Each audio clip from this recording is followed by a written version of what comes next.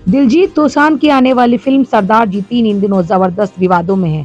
वजह है फिल्म में पाकिस्तानी एक्ट्रेस हानिया आमिर की कास्टिंग।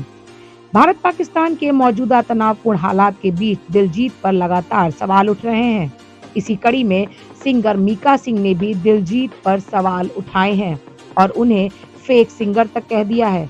मीका सिंह ने अपने सोशल मीडिया पोस्ट में साफ कहा है कि दिलजीत दोसांझ को माफी मांगनी चाहिए और फिल्म से सभी आपत्तिजनक सीन हटाने चाहिए। मीका ने लिखा, दोस्तों, मैं समझता हूँ कि हम सभी जीवन में गलतियाँ करते हैं, लेकिन जब हम ऐसा करते हैं तो बस एक ही शब्द बोल देना चाहिए, सॉरी।